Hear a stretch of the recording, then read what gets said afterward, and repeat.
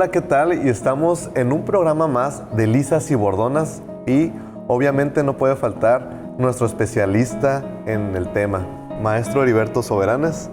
Bienvenido de nuevo a este programa.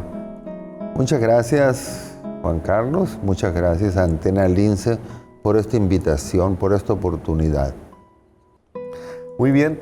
Y en este programa vamos a hablar, nos gustaría conocer a través de toda la experiencia que tiene el maestro sobre un poco más del folclore, de la guitarra, cómo vino a América, todo su desarrollo que ha tenido. Entonces, nos gustaría que nos fuera hablando un poquito del marco histórico, maestro.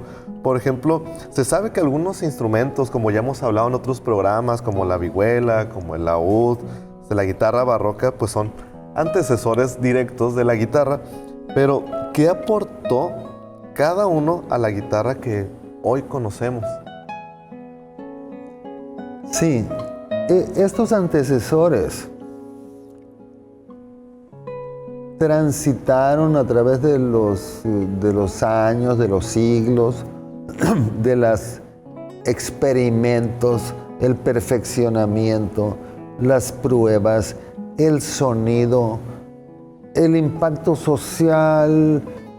No es lo mismo tocar para un grupo de selectos nobles, un grupo de 10 personas, a tocar ya venida la Revolución Europea para públicos más numerosos, en donde los instrumentos tienen que aumentar su potencia sonora. Esa es una de las razones por las que la guitarra llega a alcanzar las dimensiones como la conocemos actualmente. A medida que de esa manera van, entre otros factores, influyen para que evolucione un determinado instrumento o agrupación. Lo mismo se puede decir de las orquestas, ¿verdad? Las breves orquestas de cámara frente a las grandes orquestas sinfónicas. La necesidad de atender una mayor cantidad de público. Naturalmente que la llegada del micrófono simplificó algo de o resolvió algo de esa problemática. Así sucedió con nuestra guitarra. Llega, digamos, a mediados del siglo XIX, a finales del XIX, todavía están ya naciendo los nuevos modelos de guitarra. El español Antonio de Torres va a ser clave con su famoso modelo Torres, del cual derivan, entre otros, este instrumento que tenemos aquí. No es un modelo Torres el que traje en esta ocasión. Es que es el modelo que se deriva de Torres. Okay. Esas dimensiones, ese largo, esa profundidad de caja, esa forma de 8N, esa arquitectura que lo vemos, etc. Entonces, aquellos instrumentos van aportando históricamente y van sumando. No olvidemos tampoco los aspectos políticos también, ¿no? Por ejemplo, el laúd estaba avasallando Europa en un momento dado, pero los españoles, que estaban sufriendo la invasión mora desde hacía siglos atrás, ellos quieren llevar un instrumento nacional que no se confunda con el que traen los musulmanes, ¿verdad? Y de esa manera hay una decisión política que favorece a la vihuela. Wow. Así es. Entonces todas esas herencias o esos impactos, esas tensiones van derivando hasta llegar a la guitarra actual, que sería el modelo Torres. Lo de actual es un poco con reserva, porque es un instrumento que sigue evolucionando. De manera que si vemos a Narciso Yepes con la guitarra de 10 cuerdas, es una evolución del instrumento. El octacordio de su servidor, de Heriberto Soberanes, tiene otro principio diferente a la guitarra de 10 cuerdas. Conocí la guitarra que trajo James Clan y promovió, 11 cuerdas acá y una pequeña guitarrita adosada que es casi un arpa, como si fuera un arpa agregada. Es decir, la guitarra sigue evolucionando. Lo electrónico, lo MIDI, ha abierto muchas puertas hacia la guitarra. ¿De qué manera? El instrumento Torres sería el típico modelo de guitarra clásica actual. Es el típico. Y hablando sobre la guitarra, sus evoluciones y todas sus cuestiones, ¿por qué se dice que el término de guitarra clásica es impropio desde el punto de vista histórico? Sí, me recuerda un poquito lo del, con el perdón del término comercial, cuando dicen el Nescafé clásico, ¿verdad? En la acepción de clásico en el sentido de por excelencia. Pero en su momento, la cultura europea volteó la mirada a la Grecia clásica, y supuso un tipo de pensamiento.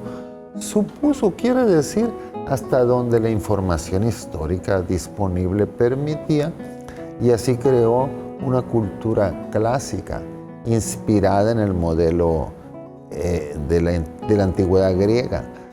Por eso lo clásico, la música clásica, la guitarra clásica, tiene ese sentido que es impropio o parcialmente cierto.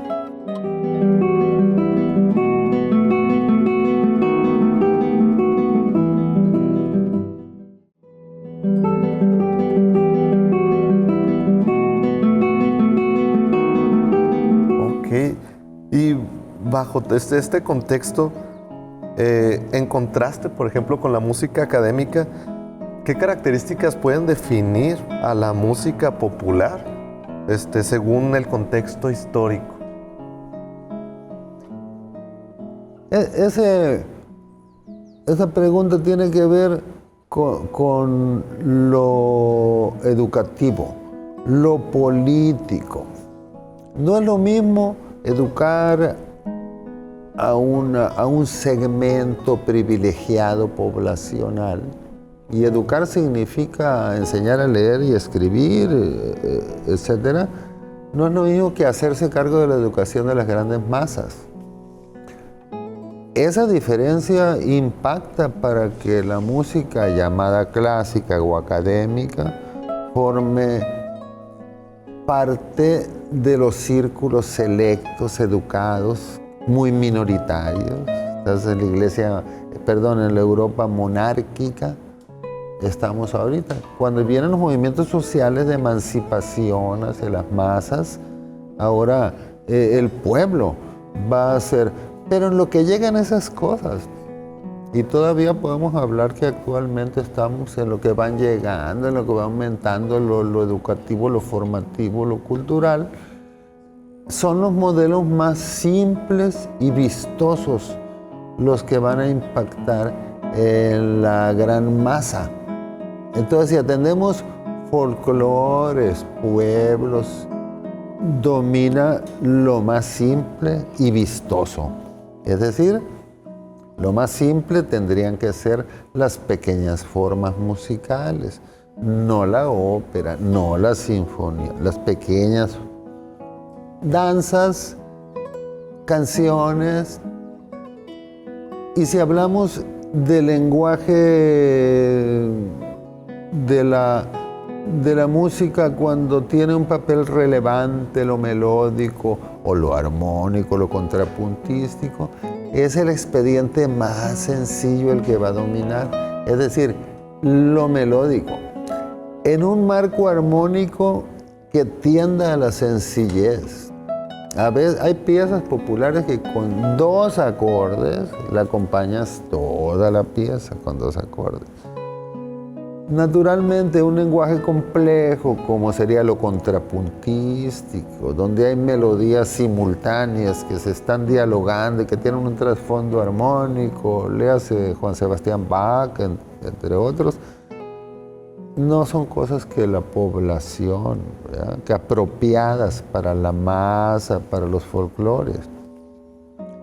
Así es, entonces, esa es la razón de la sencillez. Ahora, cuando dice vistoso, igual, en lo folclórico luce mucho Los colores brillantes lucen mucho. Los sonidos impactantes, emotivos. Eso luce mucho esa brillantez antes que la elaboración intelectual compleja que requiere una formación académica y que no tienen la misma cantidad el público que consume los folclores al público de ciudad, que está más evolucionado culturalmente, ¿no? Y aquí no es de quién es más, quién es menos, ¿no? Es establecer diferencias para entender nuestra temática que estamos atendiendo hoy. Sí, y esto me lleva a preguntar que todo esto que nos explica tiene que ver entonces por qué la música popular domina más la melodía acompañada y casi no existe la polifonía. Es por estas mismas razones. Es correcto. Es correcto, sin decir que es exclusivo, porque sí pueden encontrar ciertas mezclas o presencia de... En algunos folclores se puede notar que hay discretos elementos contrapuntísticos. Pero cuando uno investiga y dice, a ver, esa pieza ranchera, aquí estamos en México, ¿de quién es? De Fernández Esperón, de Tatanacho.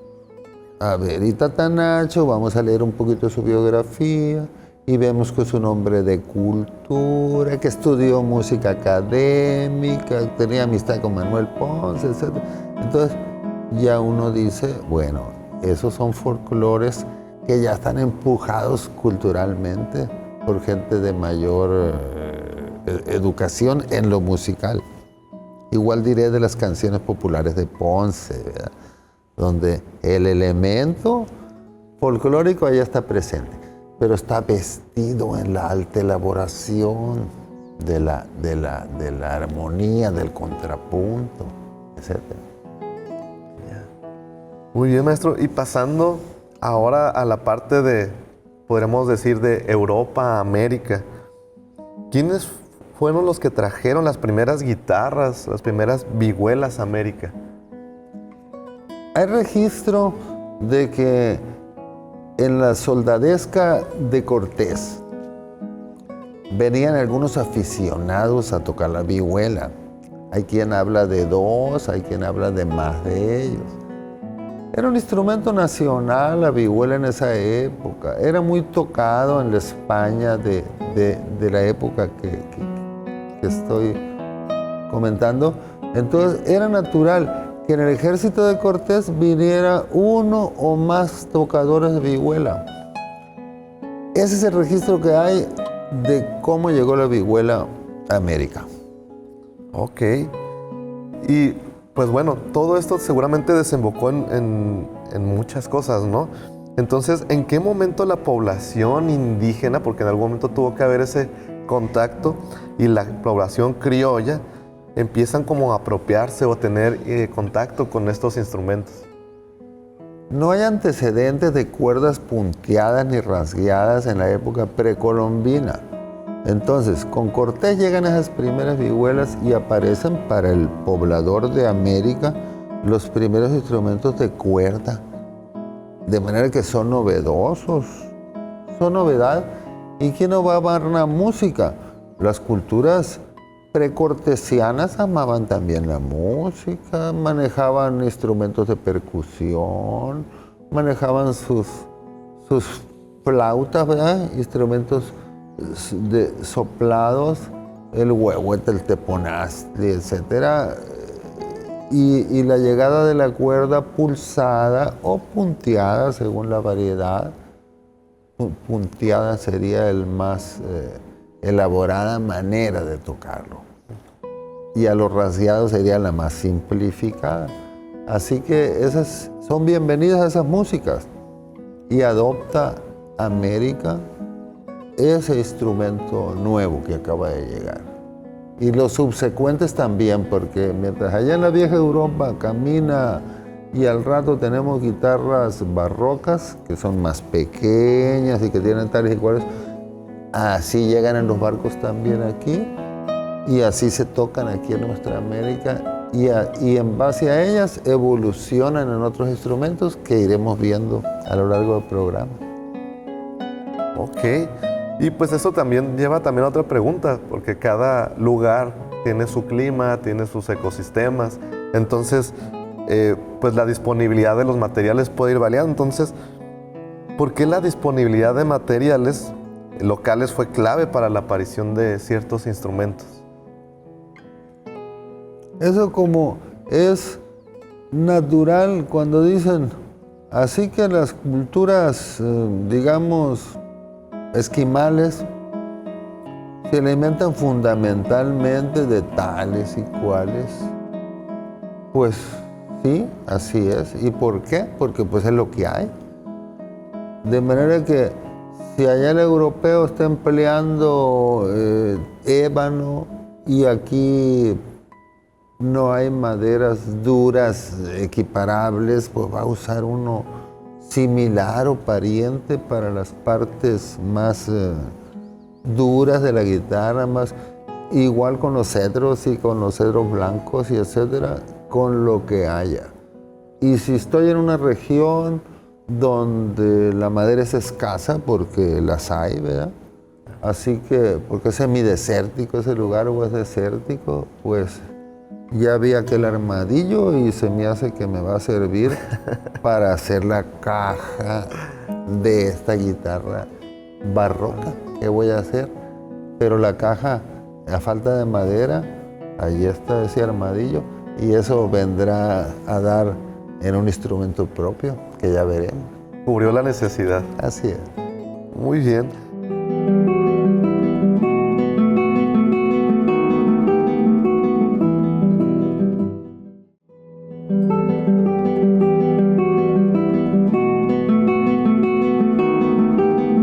Y bueno, y en lugar de copiar el modelo europeo, ¿qué necesidades musicales provocaron estas transformaciones? Bueno, ya está lo físico, ¿no? La necesidad de elementos físicos. Pero necesidades musicales es porque cada folclore y cada pueblo tiene su propio pensamiento, hijo de sus mestizajes y de su región. No es lo mismo de la música veracruzana que la que encontramos para acá, para las tierras del norte, etcétera. Como me dijo el maestro Cuauhtémoc Álvarez alguna vez, donde me dice, ¿te has fijado? Mira, Heriberto, la música de tambora que se toca en Mazatlán, a la orilla del mar, es distinta a la que escuchamos para allá, para fulana región de Sinaloa, que está más en la sierra. Es distinta. Así, Cuauhtémoc, sí. ¿Y a qué crees que se deba? Platicando con el maestro Cuauhtémoc. Y ya me dice que los que están a nivel del mar son apasionados. Esa sangre caliente, esa gente. Y aquella, la de la sierra, es más reflexiva. Y eso va a transminar a las tamboras, a cómo tocan las bandas regionales. Igual te lo digo con los folclores, las regiones van impactando en las formas musicales. No nada más las maneras de interpretar, la aparición de nuevas formas musicales que vamos a ver en los folclores dependiendo de la ubicación geográfica. Esas personalidades, ese apasionado de la orilla del mar frente al reflexivo de las elevaciones. Sierras. Sí, a final de cuentas influye mucho cómo se siente, ¿no? El ser humano es lo que va a transmitir, seguramente. Sí. Y hablando ya ahora de la vihuela, ¿cómo se dio a conocer la vihuela en España y posteriormente en el continente americano? Bueno, la vihuela tiene un contexto donde está privando el laúd europeo, que es de origen árabe. ese está sonando y está haciendo su agosto en Inglaterra, en Francia, en Italia, etc.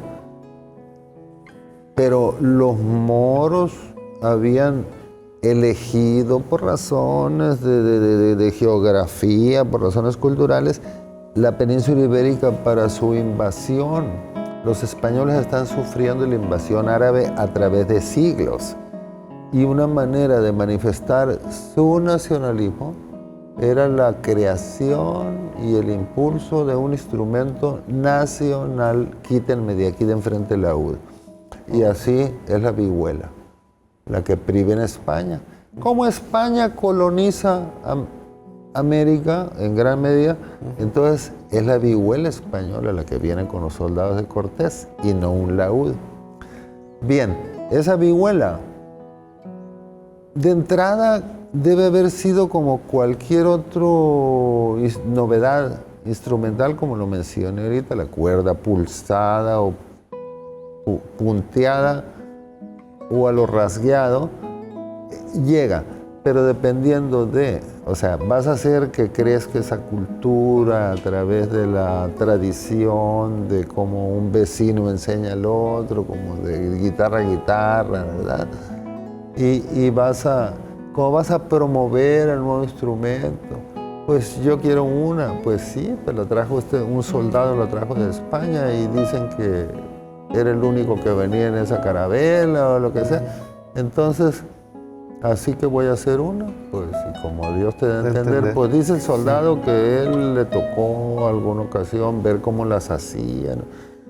Y ahí vas desarrollando una técnica y aquello que era de fondo plano, la vihuela española, ahora la encontramos de fondo abombado, por alguna razón estructural. Porque los fondos abombados son de laúd, los fondos abombados, y probablemente en otro de los barcos de Cortés o de los posteriores, ahí viene también algún que otro laúd también. Y se mestizan los elementos constitutivos. Así que ya tenemos la vihuela en América y tiene fondo abombado, y su función fundamental en los folclores, salvo excepciones, es lo que llaman vihuela de golpe. Es decir, la vihuela de golpe es a lo rasgueado. Es la de acompañamiento. No es la que va a hacer figuras como sí se vio en la vihuela española. Recordemos Luis de Narváez, Alonso de Mudarra, etc. Son vihuelas que se puntean, están en la alta categoría. Pero ya España tenía también a los vihuelistas que tocaban a lo rasgueado, ¿no? De manera que aquí en América ya está a lo rasgueado y ya forman grupitos musicales que aparecen esas vihuelas, la que tenemos aquí en América, la de fondo abombado y de función de acompañamiento. Ok, y además de estas características de los fondos, ¿tuvo algún otro cambio en la vihuela, no sé, en sus órdenes, en las cuerdas, en algo en especial? Sí, sí. En los folclores nosotros vamos a ver que eso abunda mucho. Pero ya en la Europa de la época, si nos ubicamos en la Europa de la época, ya encontramos variantes. Porque cuando se hace una definición de la guitarra española académica, siglo XVI, ahí se establece. Usaban, como dice el maestro Eloy Cruz en su libro La Casa de los 11 Muertos, que quiere decir la caja de los 11 cuerdas. Los animales de los que se usó la tripa para hacer eso están muertos, pues. Y esa caja de los 11 muertos son las 11 cuerdas de la vihuela estándar del siglo XVI. Dos cuerdas de cada una, es decir, 2 cuerdas iguales de cada orden, 2 primeras, 2 segundas, 2 terceras. Hay una variante, eso llevaría 12. ¿Por qué se habla de 11? Porque la primera se usaba sencilla. Porque esa cuerda es la que va a llevar mayormente el papel melódico y Quizá, ¿no? O no hay necesidad de doblarla. ¿O por qué se doblan las demás? Ah, es que la sonoridad no es lo mismo de potencia 3 cuerdas al mismo tiempo que una. Así por eso las cuerdas dobles. Pero hay variantes en eso. Hay vihuelas de cuerda doble, todas incluyéndolas. Hay quienes tienen 5 pares, no 6, 5 nada más. Hay etcétera, ¿no? Entonces, aquí en América también aparecen variantes de la vihuela.